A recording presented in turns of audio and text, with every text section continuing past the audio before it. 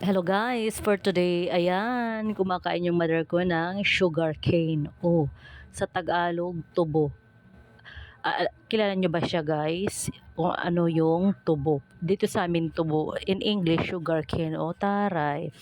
Ayan, umagang-umagang kay ganda. Ang mother ko ay kumakain ng sugar cane. Kasi may nagbenta dito sa amin. O ayan, ang sabi niya, naalala daw niya yung bata pa siya kasi hindi siya gumagamit ng Colgate. Pag walang Colgate, ang ginagamit daw nila ay asin. Ito daw yung sugar cane ay nakakapagkinis ng ngipin. O, naniniwala ba kayo dyan? Nakakakinis daw ng ngipin. Kaso guys, kailangan yung ating ngipin matibay pag kumain tayo nito. Huwag kayong kakain pag alanganin yung ngipin natin guys. Ay nako, baka mamaya mag-anuhan yan. O di ba guys, ayan yung mother ko tuwang-tuwa kasi kumakain siya ng tubo.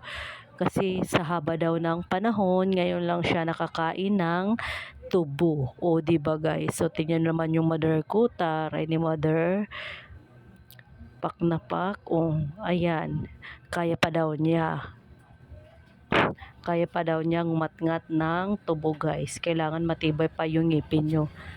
Pag alanganin guys, huwag kayong kakain ha guys. Kasi alam nyo naman, yung tubo matigas. Kailangan matitibay yung mga ngipin pag kumakain. Tsaka hindi siya masyadong matamis guys, yung